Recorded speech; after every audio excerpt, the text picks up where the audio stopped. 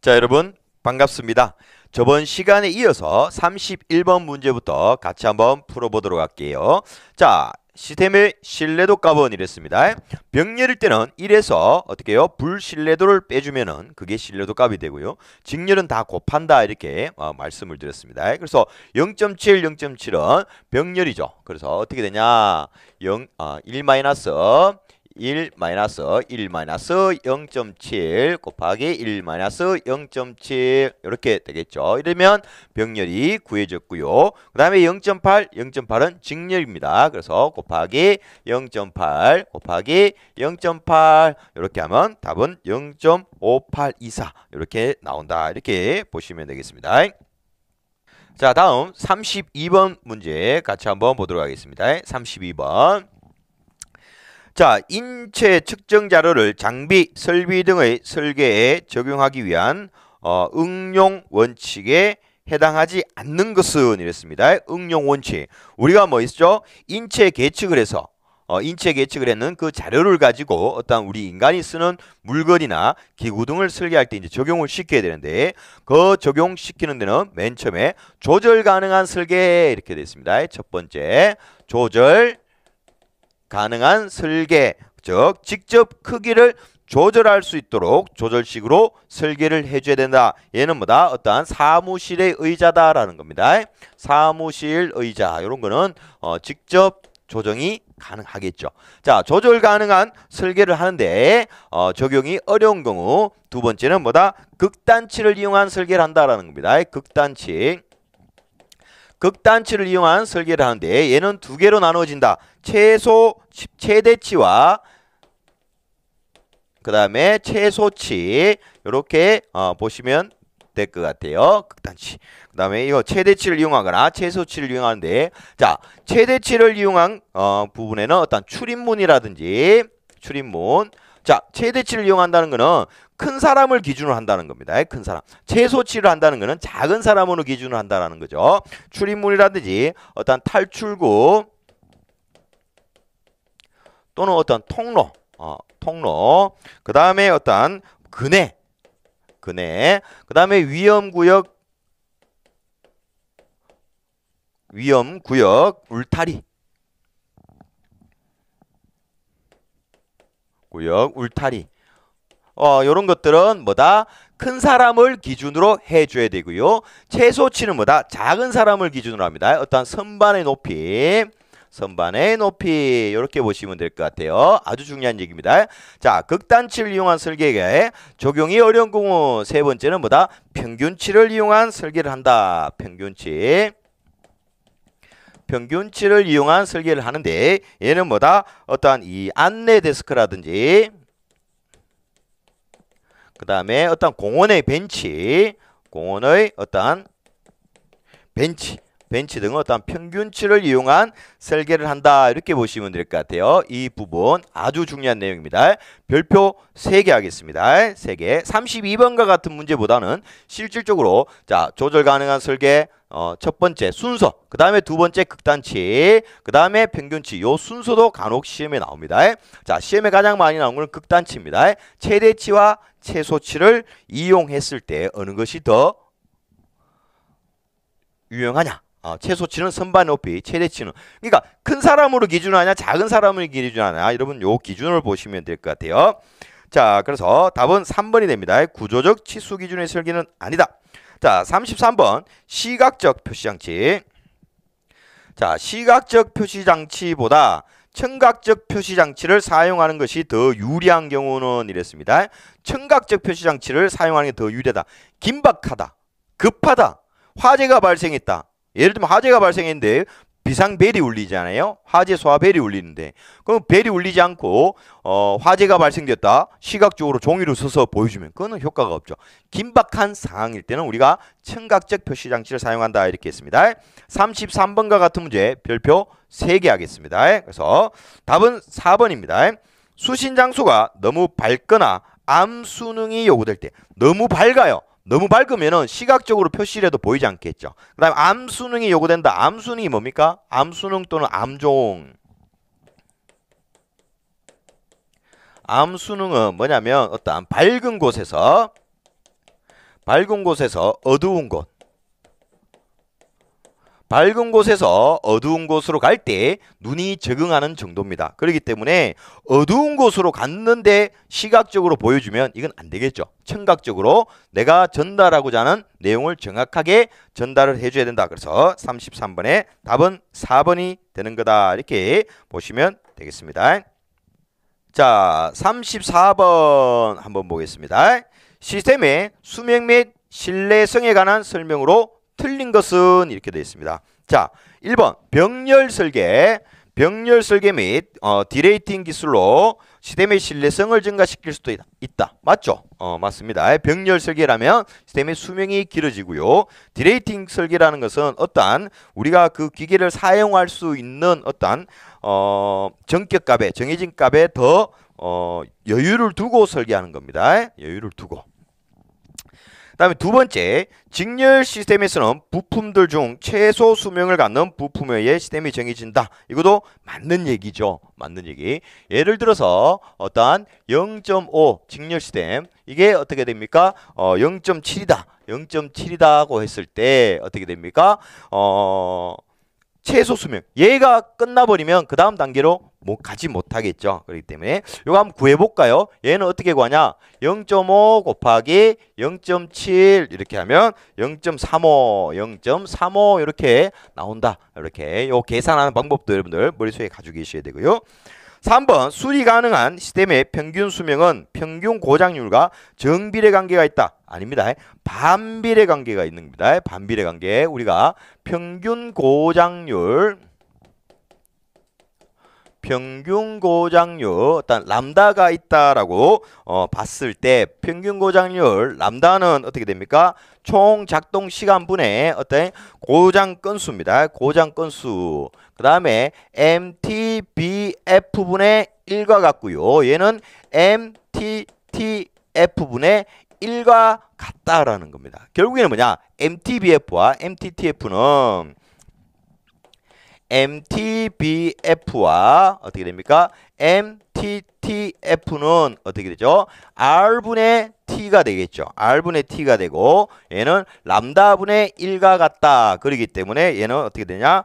고장률과 어떻게 되죠? MTBF는 고장률과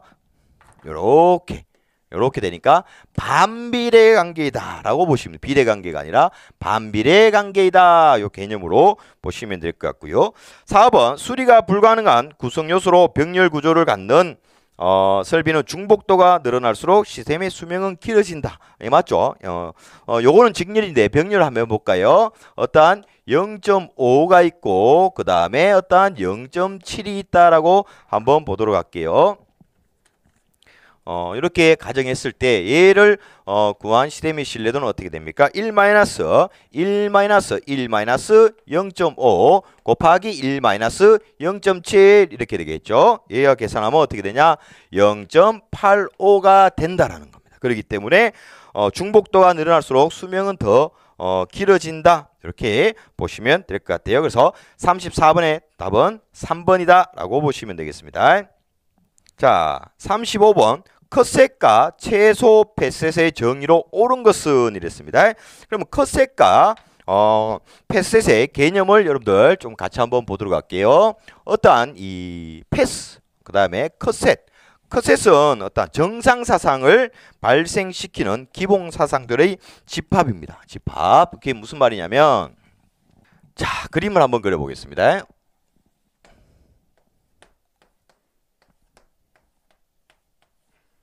자, 우리가 길을 건너가고 있다라고 보겠습니다. 길을 건너가고 있다라고 가정했을 때 우리가 여기까지 가야 됩니다. 여기가 어떻게 되냐면 성공. 여기까지 목표 지점까지 가면 성공이 되겠고요. 가다가 어떻게 됩니까? 가지 못하면 얘는 실패가 되겠죠. 실패가 된다. 이렇게 보시면 될 것 같아요. 그래서 띠리리리리 가는데 여기 어떻게 됩니까? 함정이 있습니다. 함정. 빠지면 어떻게 됩니까? 실패로 가게 되겠죠. 근데 얘가 어떻게 되냐? 패스 해버린다. 패스. 그래서 어떻게 됩니까? 성공을 하게 되겠죠. 얘가 뭐다? 패스셋이다. 이렇게 요 개념 가지고 계십니다. 얘는 뭐다? 함정에 빠졌어요. 컷 하고 잘려버렸어요. 컷. 얘는 뭐다? 컷셋이다라는 겁니다. 즉 실패죠. 실패했기 때문에 얘는 뭐다? 어떠한 사고나 재해를 입었다. 이렇게 보시면 될 것 같아요. 자, 컷셋과 요 별표 3개 하겠습니다. 정의 한번 보겠습니다. 자, 컷셋 정상사상을 발생시키는 기본사상의 집합입니다. 여기서 얘기하는 정상사상이라는 것은 어떤 고장이라든지 재해를 의미합니다. 고장이라든지 어떤 재해를 의미한다. 이렇게 보시면 될 것 같고요. 기본사상의 집합이다라는 거죠. 기본사상은 뭐죠? 재해의 원인이죠. 재해의 원인이 되는 거다. 이렇게 보시면 되겠습니다. 그래서 이 고장 사상을 발생시키는, 즉 재해를 발생시키는 어떠한 기본 사상들의 어떠한 집합이다. 집합이다. 즉 재해의 원인이 되는 집합이다. 자, 정상 사상이라는 것은 뭐죠? 어떠한 요 그림을 한번 그려보면 여기에 우리가 결함 사상. 결함 사상. 이게 정상 사상입니다. 이 결함은 뭐죠? 이렇게 해서 예를 들어서 엔드 게이트가 있다. 요렇게. 요거 뭐죠? 어떠한 재해 원인이죠. 여기가 기본 사상이 되는 거죠. 기본 사상. 자, 요런 재해 원인 때문에 이 결함이 발생되었다. 이게 바로 뭐다? 정상에 있다고 해서 정상 사상이다. 여기서 얘기하는 정상 사상은 뭐다? 어떠한 재해라든지 사고를 의미한다라는 겁니다. 그렇기 때문에 컷셋은 정상사상, 즉 재해나 사고를 발생시키는 기본사상. 얘는 뭐죠? 재해의 원인이죠. 재해의 원인의 원인이다. 이렇게 결론 지으면 될 것 같아요. 자, 이 부분 별표 3개입니다. 실기에서도 출제됩니다. 패스에서 뭐냐? 패스, 안전한 거죠. 그 안에 포함되는 모든 기본사상이, 즉 기본사상이 일어나지 않을 때 기본사상, 즉 재해가 원인이 발생되지 않을 때 정상사상이 일어나지 않는다. 재해 원인이 없으면 어떻게 됩니까? 재해가 발생 안 되겠죠. 즉 얘는 뭐다? 시스템이 고장나지 않도록 하는 사상의 조합이다라는 겁니다. 미니멀 컷셋은 뭐냐? 컷셋의 집합 중에서 최소한의 것, 이거는 있어야 사고가 발생해. 정상사상을 일으키기 위한 최소한의 컷셋을 뭐다? 우리는 미니멀 컷셋이다라고 하고요. 미니멀 패셋은 정상사상을 일으키지 않는, 정상사상이 일어나지 않는 최소한의 것이다. 얘는 뭐다? 중요한 거. 시스템의 신뢰성. 신뢰성은 뭡니까? 어떠한 기계가 고장나지 않을 확률이 우리가 신뢰성이다라고 보시면 될 것 같아요. 컷셋과 패셋 정의 여러분들 아주 중요합니다. 머릿속에 꼭 가지고 계셔야 된다. 이렇게 보시면 되겠습니다. 그래서 답은 3번이 되겠네요. 컷셋은 그 속에 포함되어 있는 모든 기본사상이 일어났을 때 정상사상을 일으키는 기본사상의 집합이며 최소 패셋은 시스템의 신뢰성을 표시한다. 이렇게 보시면 되겠습니다. 자, 다음 36번. 자, 동작 경제 원칙에 해당하지 않는 것은 이랬습니다. 설명이 틀린 것은 이겠죠. 그래서 1번. 공구의 기능을 각각 분리하여 사용하도록 한다. 아니죠. 공구의 기능을 각각 분리하는 게 아니라 뭐다? 결합한다 그랬습니다. 결합. 결합하여 사용한다라는 거.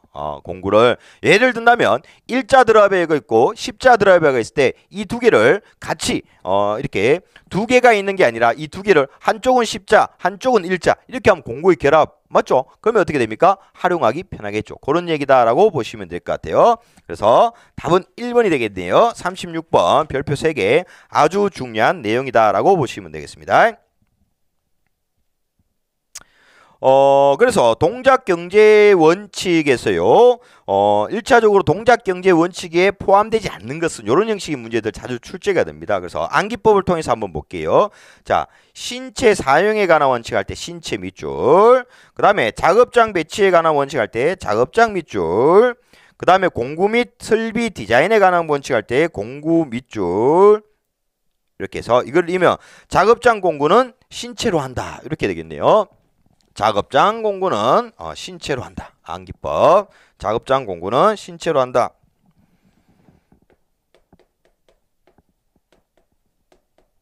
작업장의 공구는 뭘로 한다? 신체로 한다. 신체로 한다. 요렇게 암기를 해주시면 될 것 같아요. 그래서 작업장 작업장 배치에 관한 원칙, 공구 및 설비 디자인에 관한 원칙, 신체 사용에 관한 원칙, 이 세 가지가 되는 거죠. 아주 중요한 얘기가 되겠습니다. 자, 그 다음에 이 전체를 우리가 다 머릿속에 가져갈 수는 없습니다. 몇 가지만 조금 체크를 해보도록 할게요.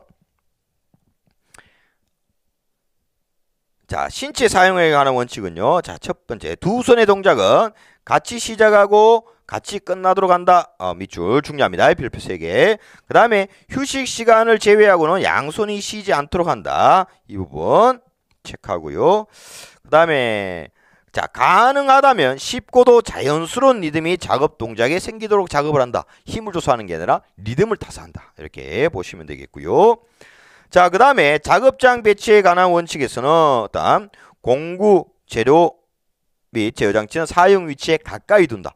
그래야 사용하기 편하겠죠. 그 다음에 자, 공구 및 재료는 동작에 가장 편리한 순서로 배치하여야 한다. 이 부분. 그 다음에 공구 및 설비 디자인의 원칙. 자, 공구의 기능은 뭐죠? 분리하는 게 아니라 결합하여 사용한다. 요 정도로만 봐도 요 관련된 문제는 우리가 거의 대부분 여러분들이 해결하실 수 있다. 이렇게 보시면 되겠습니다. 자, 그 다음 37번으로 넘어갈게요. 37번. 자, 화학 설비에 대한 안전성 평가 중 정성적 평가법의 주요 진단 항목으로 볼 수 없는 것은 이렇습니다. 자, 이 문제를 하기 전에 화학 설비에 대한 안전성 평가의 단계 순서도 별표 3개입니다. 아주 중요한 부분인데요. 이것도 우리가 암기법을 통해서 여러분들 같이 한번 볼게요. 자, 관계 자료의 작성 준비를 먼저 합니다. 그렇기 때문에 그 다음에 자료 준비를 하고 난 뒤에 뭘 하냐? 정성적 평가를 합니다. 밑줄. 그 다음에 정량적 평가를 하고요. 그 다음에 어떻게 되냐? 안전 대책을 하죠. 안전. 그 다음에 어떤 재평가가 이루어진다라는 겁니다. 이것을 이으면 관성량은 안전을 재평가한다라는 겁니다. 이으면 관성량은 뭐한다? 안전을 뭐한다? 재평가한다. 재평가한다. 요렇게 암기를 하시면 될 것 같아요. 순서. 이 별표 3개입니다. 관성량은 뭐다? 안전을 재평가한다. 이 순서 암기를 해주시고요. 그 다음에 이제 37번과 같은 문제도 별표 3개입니다. 자, 그 다음에 어떤 정성적 평가 한번 보겠습니다. 정성적 평가 요것도 암기법을 통해서 한번 볼게요. 입지할 때 입지 밑줄, 그 다음에 공장 밑줄, 건조물 밑줄, 그 다음에 소방설비 밑줄. 공장 입지는 소방건조물이다. 공장 입지는 뭐다? 소방건조물이다.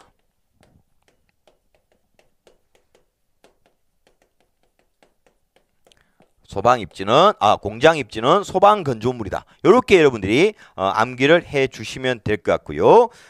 그 다음에 정량적 평가를 한번 보면 얘는 어떻게 되냐? 어떠한 치화용은 온도와 압력을 조작한다. 이렇게 보시면 될 것 같아요. 치화용은 뭐다? 온도와 온도를 압력으로 조작한다. 온도를 뭐다? 압력으로 조작한다. 압력으로 조작. 자, 치화용은 온도를 압력으로 조작한다. 이렇게 치화용은 온도를 압력으로 조작한다. 이렇게 여러분들이 암기법을 통해서 한번 봐주시면 될 것 같아요.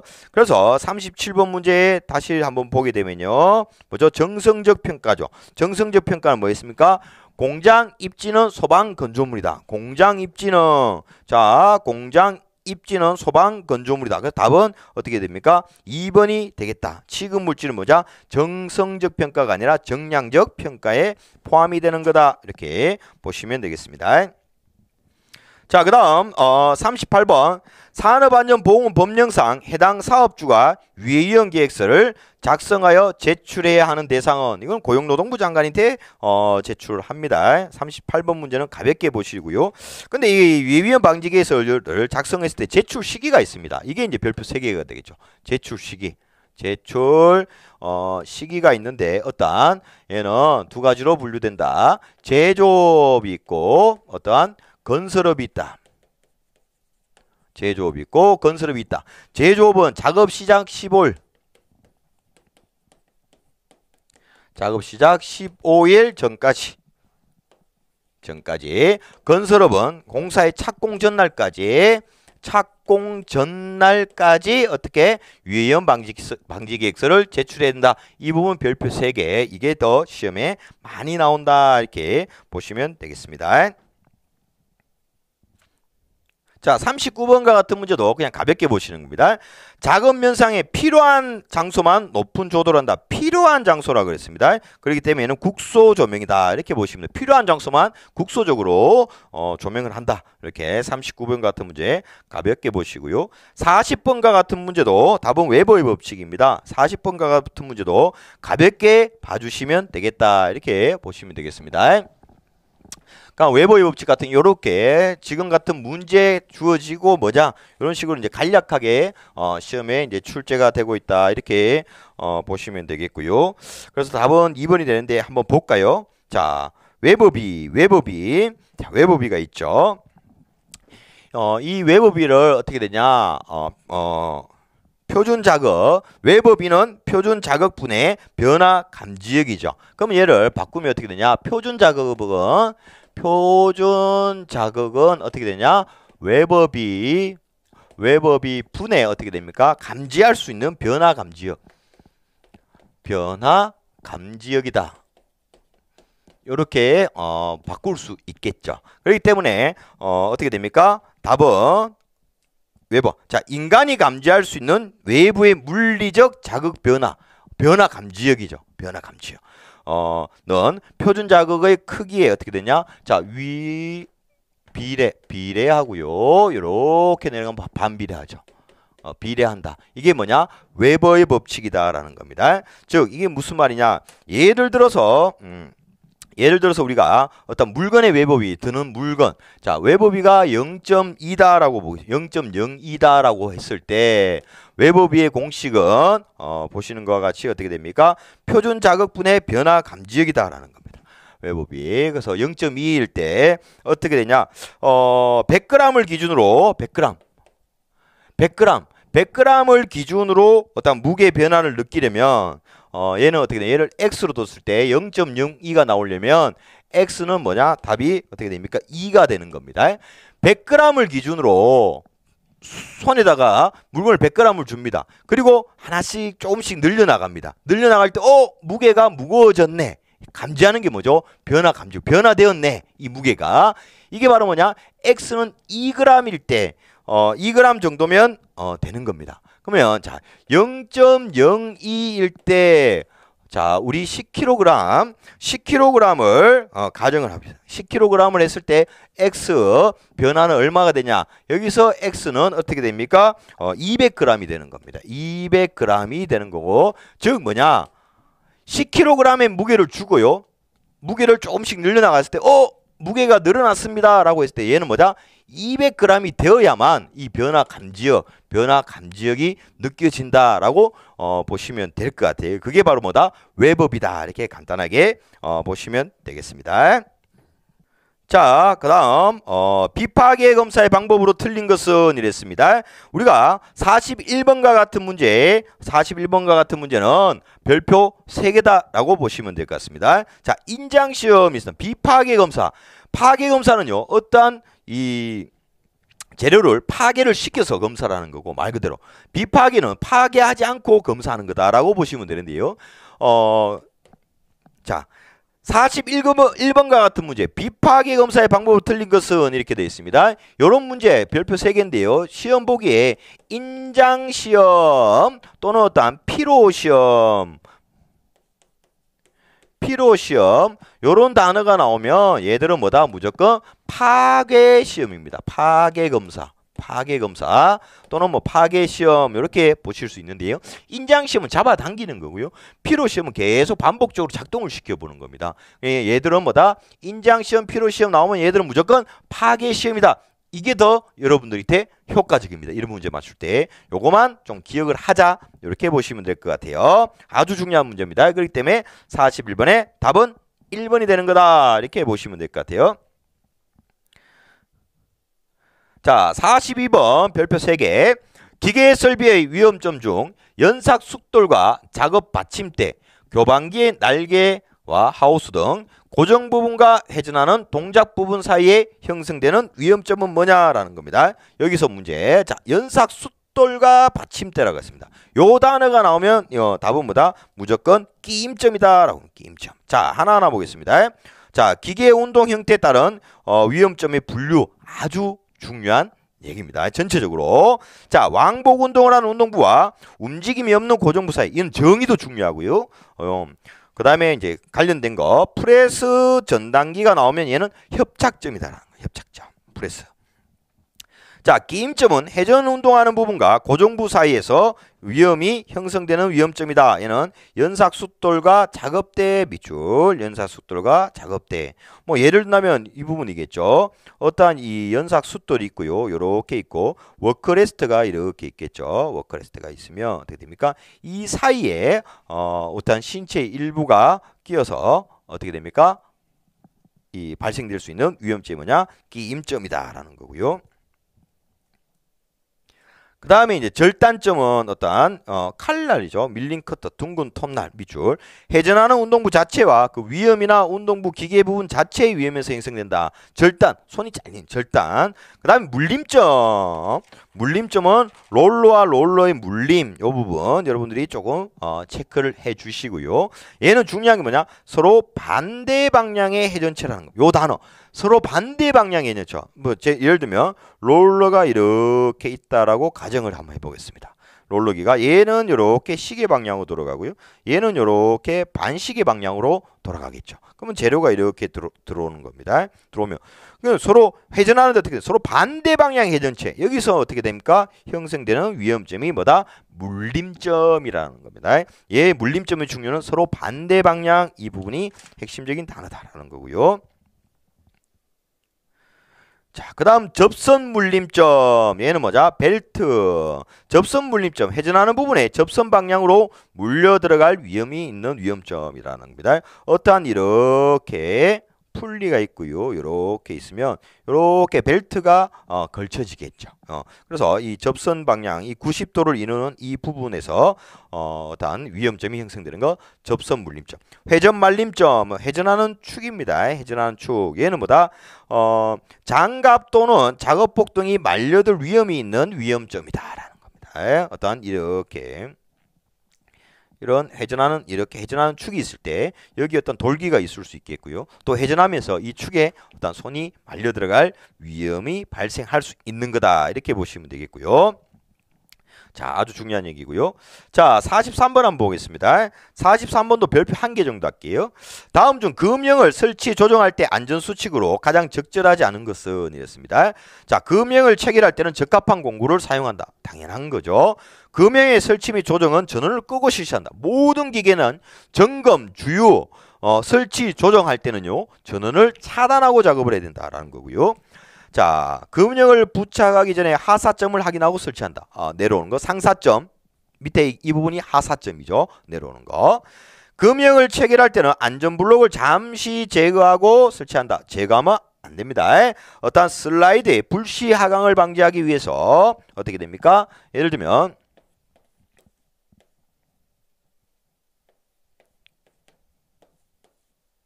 요런 자, 요게 이제 상사점이 되겠고요. 요게 하사점이 되겠죠. 예를 든다면 이런 프레스 기기가 있을 때 어떠한 이 금형을 이 상부 금형이죠. 이게 하부 금형이고요.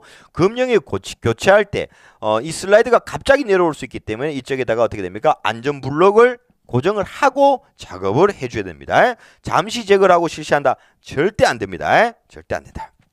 자, 선반 작업에 대한 안전수칙으로 가장 적절하지 않은 것은 별표 3개입니다. 선반의 바이트는 끝을 짧게 장치한다. 바이트는 끝을 짧게 바이트는 칼날이거든요. 여러분 커트칼을 한번 생각해 봅시다. 커트칼을 길게 나열했을 때 이 날이 막 흔들리잖아요. 그렇기 때문에 짧게 가능한 한 짧게 장착을 해야 되고요. 작업 중에는 면장갑을 착용하지 않도록 한다. 맞는 얘기죠. 아주 중요합니다. 회전하는 기계는 면장갑 착용 금지. 자, 작업이 끝난 후 절삭 칩의 제거는 반드시 브러쉬 등 도구를 이용한다. 에어로 쓰면 안 됩니다. 브러쉬 등으로 어떻게 됩니까? 칩은 부스러기를 얘기를 하는 겁니다. 예를 들어 사과를 깎았다. 사과를 깎았을 때 이 사과 껍질이 부스러기가 되겠죠. 칩이 되는 거다. 자, 작업 중 일감의 치수 측정 시 기계 운전 상태를 저속으로 하고 측정한다. 아닙니다. 치수 측정 시 반드시 기계는 뭐다? 기계는 정지를 시켜야 됩니다. 주유 점검할 때는 무조건 기계 정지. 그래서 답은 4번이 되겠네요. 44번 같은 문제. 아주 중요한 얘기다라고 보시면 되겠고요. 자, 프레스에 손쳐내기식 방호장치 설치 기준으로 틀린 것은 이랬습니다. 이거는 별표 1개 정도 하고요. 얘는 어떻게 되냐? 답은 2번이 되는데요. 자, 손쳐내기식 뭡니까? 여기에 요렇게 방호판이 있어서 손을 톡 밀어내는 거죠. 어떤 작업자가 이 위험 범위 안에 손이 들어가지 않도록 이 방호판을 손을 쳐내는 건데, 얘는 뭐냐? 행정수라는 것은 왔다가 올라가는 분당 회전, RPM은 회전하는 거고요. 얘는 한번 내려갔다가 올라가는 분당 몇 번 내려갔다가 올라가느냐라는 겁니다. 얘는 어떠한 SPM이 300 SPM이 아니라 분당 얘는 어떻게 해야 되냐? 요 부분이 별표 1개입니다. SPM 분당 행정수가 120 이하, 슬라이드 행정 길이가 40. 요 부분이죠. 요 길이를 얘기를 하는 겁니다. 40mm 이상의 프레스에 적용이 가능하다. 이 부분 중요한 얘기입니다. 별표 1개 정도 하고요. 자, 46번 산업안전보건법령상 정상적으로 작동될 수 있도록 미리 조정해 두어야 할 이동식 크레인의 방호장치로 가장 적절하지 않은 것은 이렇게 되어 있습니다. 답은 4번이 되는 겁니다. 자, 46번과 같은 문제 별표 3개입니다. 파이널 리밋 스위치는요, 어떻게 승강기의 방호장치다라고 보시면 되겠죠. 엘리베이터죠. 파이널 리밋 스위치는 뭐냐면 20층에서 1층 내려옵니다. 쭉 내려왔을 때 1층 가까이 왔을 때 어떻게 됩니까? 딱 이 스위치가 작동해서 그때부터는 천천히 내려와야 되겠죠. 그 다음에 20층까지 올라갔을 때 어떻게 됩니까? 이 파이널 리밋 스위치가 20층 가까이 갔을 때 작동을 해서 천천히 가야 되겠죠. 그래서 파이널 리밋 스위치는 뭐다?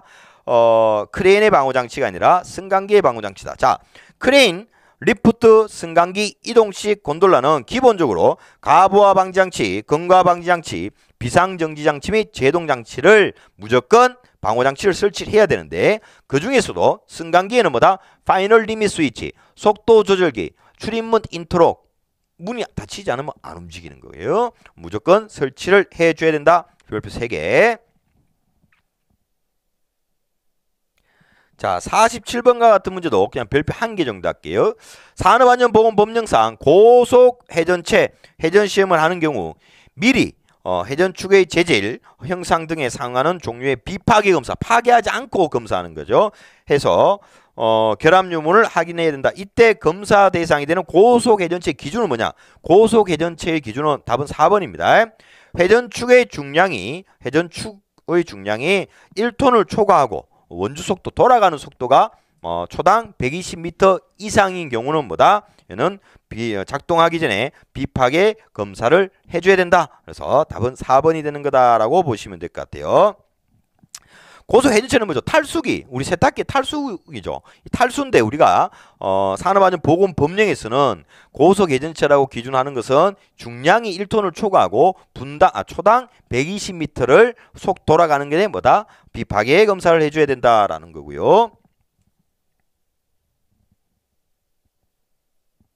자, 48번 별표 3개. 얘는 뭐다? 수분이 증기와 이렇게 되어 있죠. 수분이. 자, 이거 그림을 통해서 간단하게 보일러는 뭡니까? 보일러 부하의 급변, 그 다음에 수위 가상승 등에 의해 수분이 증기와 분리되지 않아. 이 보일러라는 건요, 어떠한 물을 이용해서 데워가지고 전기를 이용하는 겁니다. 이런 그림이 있다라고 한번 보겠습니다. 여기에 뭐냐? 물이 있어요. 물이 있고 여기서 데워요. 데우면 우리가 데워진 어떤 전기가요, 어떤 순수한 전기가 이렇게 배관을 통해 가지고 나가줘야 되는데, 어떤 여기 불순물이라든가 여러 가지 원인에 의해서 전기만 발생되는 게 아니라 어떤 물방울이 형성됩니다. 여기에 이런 물방울이 형성되더라라는 겁니다. 그래서 이런 물방울, 시험 문제에 물방울이라든지, 물방울은 결국은 뭐죠? 수분이잖아요. 순수한 전기만 발생이 돼야 되는데 물방울 또는 수분이 발생되더라. 얘는 뭐죠? 프라이밍이라는 거. 프라이밍. 자, 어떠한 이 물에 어떠한 여러 가지 불순물이 있어서 이런 거품이 형성되더라. 이 거품, 어떠한 거품이라는 문제에서 단어가 나오면 얘는 뭐다? 포밍이라는 거.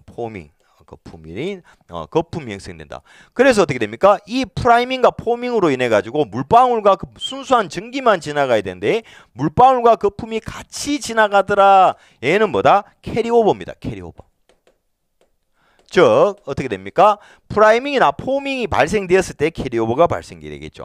이 캐리오버로 인해 가지고 간을 갈 때 쾅 소리가 나는 겁니다. 순수한 전기가 아니라 여러 가지 수분, 물방울과 거품이 같이 지나가기 때문에 이렇게 되면 얘는 뭐다? 치는 듯한 소리다라는 겁니다. 워터해머죠. 워터해머. 물망치. 이렇게 그냥 여러분들이 머릿속에 간단하게 정리하시면 돼요. 구조를 너무 어렵게 생각하지 말고요. 그래서 교재를 한번 보면요. 프라이밍은 뭐다? 물방울이 비산한다. 즉 얘는 뭐다? 수분이라는 겁니다. 수분이고요. 포밍, 자 거품이 발생한다. 요 단어가 나오면 포밍이고요. 캐리오버는 뭐다?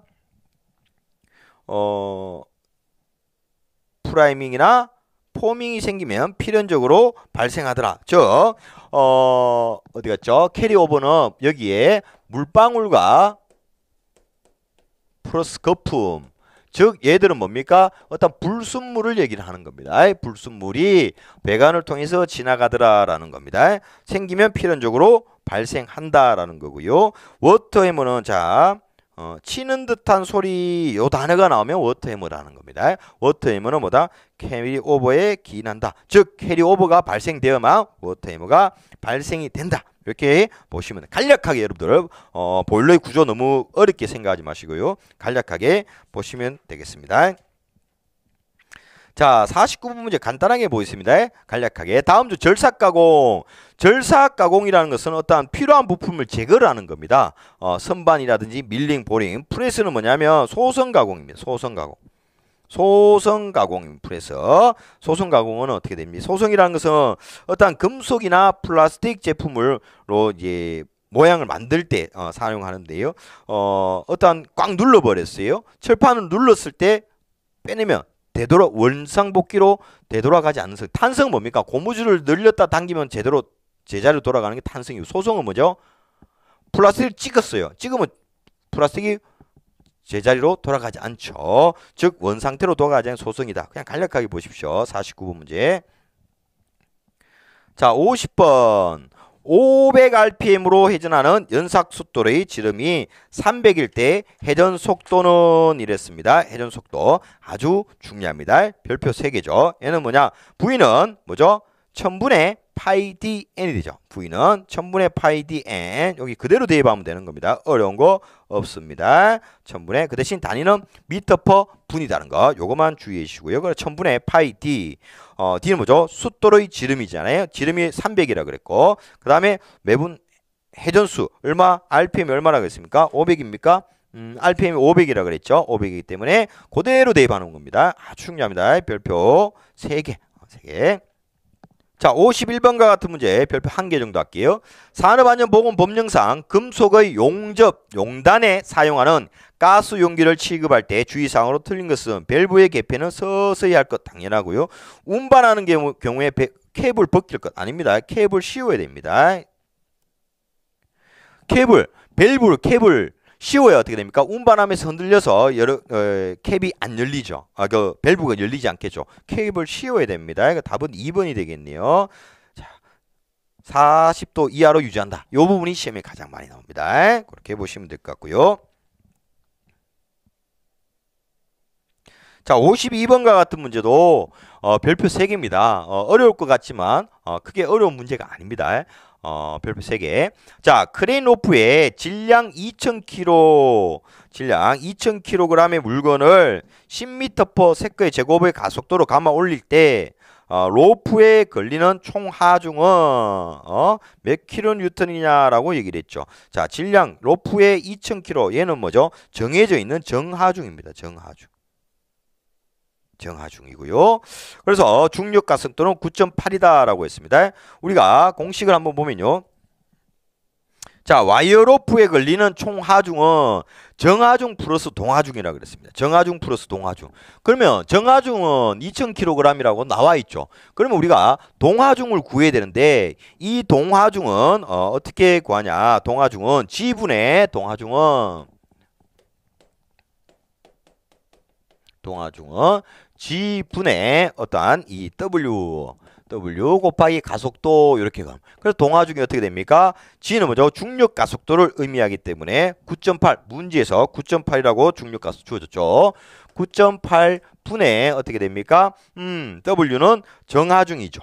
W는 정하중이기 때문에 2000 문제에서 2000 이런 가속도는 뭐라고 됩니까? 10 이렇게 구해지는 겁니다. 요렇게 구해지는 값에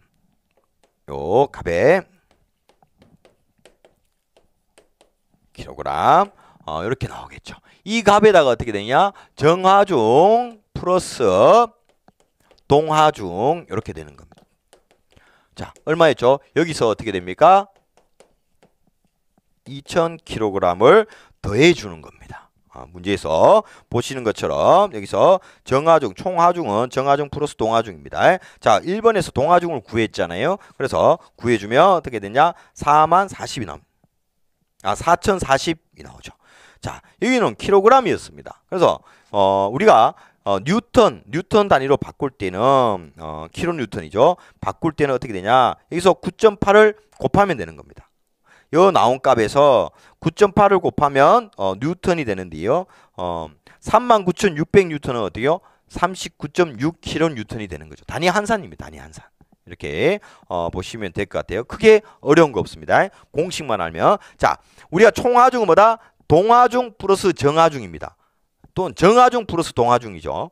정하중은 문제에서 주어지는 거고요. 그러면 동하중, 움직일 때 하중을 측정을 해야 되는데 얘는 뭐다? G분의 어떤 중력 가속도 분의 정하중 곱하기 어떤 이 가속도 A 곱했을 때 거기서 정해진 하중을 더한다. 그러면 그게 답이 되는데 문제에서는 킬로 뉴턴을 구하라 그랬습니다. 그래서 뉴턴을 구하는 거는 어떻게 되냐? 중력 가속도 9.8을 곱하면 돼요. 9.8. 그래서 39,600이 나오는데 이거를 다시 킬로뉴턴으로 바꿔주는 거다라고 보시면 되겠습니다. 자, 그 다음 53번과 같은 문제도 별표 3개입니다. 자, 산업안전보건법령상 숫돌 지름이 60cm인 경우 숫돌 고정장치인 평형 플랜지의 지름은 최소 몇 cm 이상이 되는가 라는 겁니다. 예를 든다면 이런 연삭 숫돌이 있다. 여기 어떤 워커레스트가 있겠죠. 여기에 어떤 이런 작업 조절판이 있겠고요. 그럼 이 연삭 숫도를 고정시키는 여기에 어떠한 이 플랜지가 있습니다. 플랜지. 이 플랜지 길이는 어떻게 전체 숫돌 지름, 이 전체 숫돌 지름에 얘는 어떻게 3분의 1 이상이 되어 줘야 된다는 거. 3분의 1 이상. 3분의 1 이상. 이 워크레스트와 연삭 숫돌 간의 간격은 어떻게 해요? 3mm 이내가 되어줘야 되고요. 아주 중요한 얘기입니다. 이 덮개 조절판과 연삭 숫돌과의 거리는 10mm 이내가 되어줘야 된다. 아주 중요한 얘기입니다. 이것도 시험에 가장 좀 많이 나옵니다. 그렇기 때문에 숫돌 지름이 60이라 그랬습니다. 숫돌 지름이 60이기 때문에 얘의 3분의 1 이상이 되어줘야 된다라고 해서 어떻게 됩니까? 이거는 20이 되겠죠. 답은 53번에 2번이 되는 거다. 이렇게 보시면 되겠고요. 자, 54번.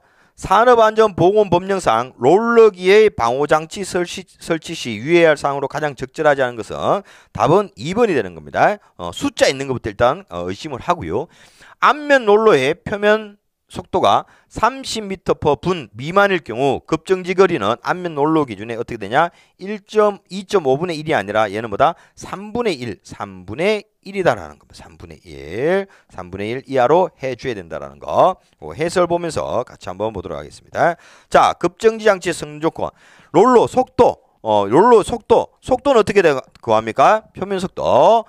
V는 좀 전에 했죠? 1000분의 파이 D N 이렇게 구합니다. 얘는 단위는 뭐다? 단위가 중요하다겠습니다. 미터 퍼 분 요거를 해서 구했는데 이 속도가 30 이상이 되면 30 미만이 되면요. 이겁니다. 이런 속도가 있을 때 얘가 회전하잖아요. 회전하는 속도에서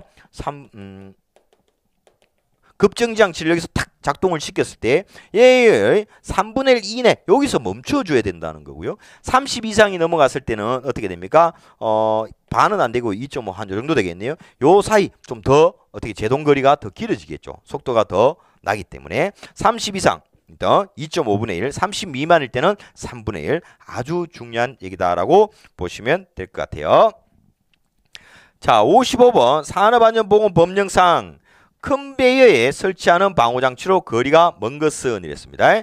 컨베이어 안전장치 중요합니다. 별표 3개 하겠습니다. 건널다리, 비상정지장치, 역주행 방지장치, 반발 예방장치는 목재 가공용 둥근톱의 방호장치다. 그래서 답은 2번이 되는 거네요. 답은 2번이 되는 거고요. 자, 자동화 설비를 사용하고자 할 때 어떤 기능의 안전화를 위해서 검토할 사항과 거리가 먼 것은 기능의 안전화라고 했습니다. 기능의 안전화라는 건요. 말 그대로 기능적으로 어떻게 해요? 안전하게 기능이 저하되지 않고 안전하게 작동하도록 한 구조가 기능적 안전하다. 이렇게 보시면 될 것 같아요. 그럼 56번 한번 보겠습니다. 거리가 먼 것은 있네요. 답은 1번이 되겠네요. 재료 및 가공 결함에 의한 오작동. 이거는 구조상의 안전화에 포함됩니다. 구조상의 안전화.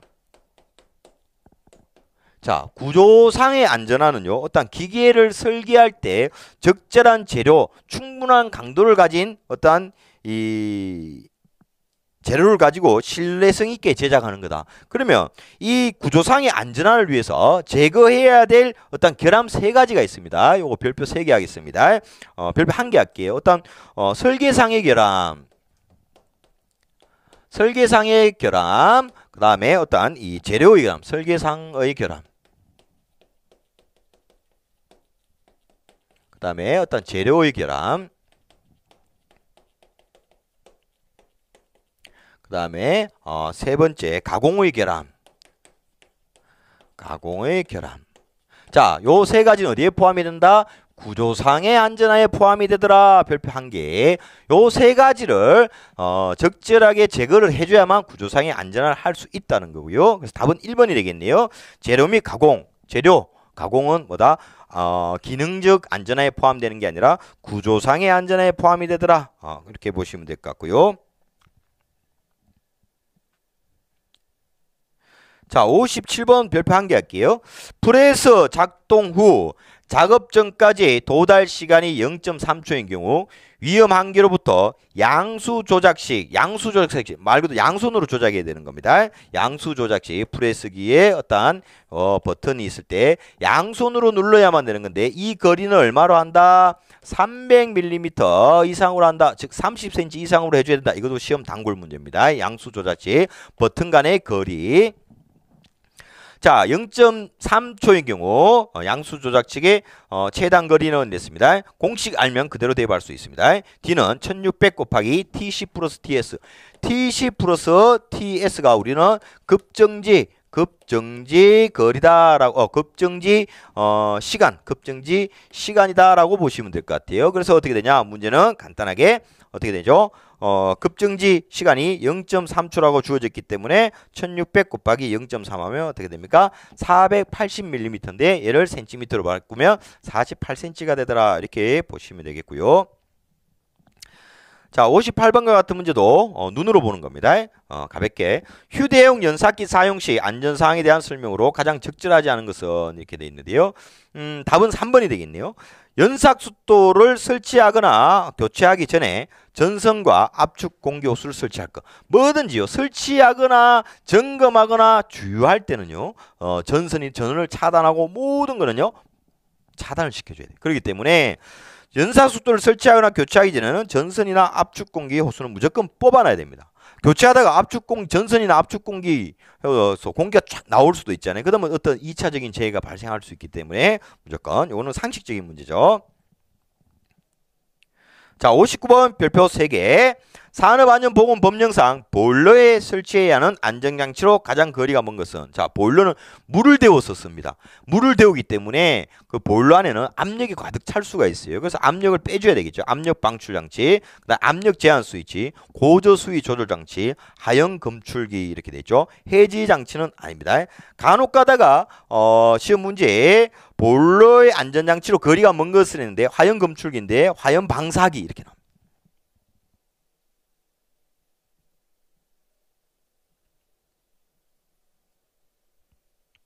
하형 방사기 이렇게 나올 수 있어요. 이건 틀린 답이죠. 하형 검출기다 이렇게 보시면 되겠습니다.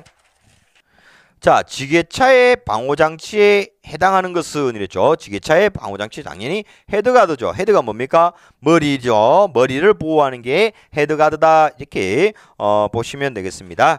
자, 이렇게 해서 이번 시간에는 여기까지 해서 마무리를 짓도록 하겠습니다. 이번 시간에는 우리가요 별표 3개짜리가 좀 많이 있었기 때문에 여러분들이 좀 체크를 하시고요. 제가 가볍게 보고 넘어가는 거는 문제와 답 가볍게 보고 넘어가시면 될 것 같습니다. 자, 이번 시간 여기서 마무리하도록 하겠습니다. 여러분 수고하셨습니다.